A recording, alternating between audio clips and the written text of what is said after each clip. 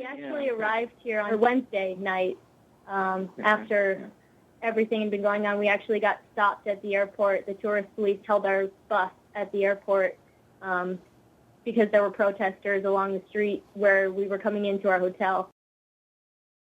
During the morning, there was a lot of police that had built up, riot police, on the bridge and the surrounding square. And there were no protesters until after prayer. At some point before 2 o'clock, one could hear chants from a distance, Allah Akbar, God is great, and it starts to get louder and louder. And then suddenly, behind one really tall building, I see like a huge crowd of demonstrators, and you don't see the end of the line. It's just so many demonstrators, thousands of them. There's about 300 or 400 riot police guarding the entrance to the bridge, crossing the Mall. They were shouting things at the police, and the police were shouting back, and then it started with tear gas and the police hitting the protesters.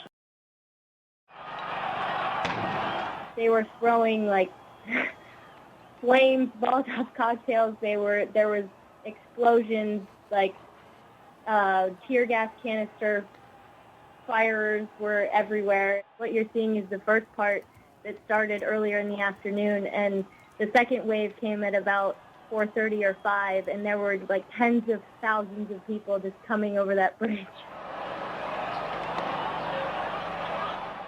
The tear gas went into the crowds, so they shot a lot of tear gas actually. So the crowds went back, like up to 100 meters back, and they still started shooting a lot of tear gas even when there were not protesters near the police. And just the amount of tear gas that they shot went up into the air, and it blew up to the hotel.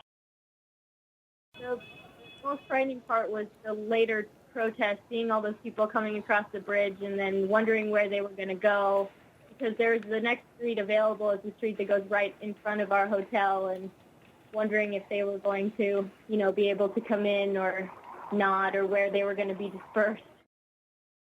Yeah, I saw a few people helping this person who looked unconscious or injured of some sort, and putting them into a van and taking them away.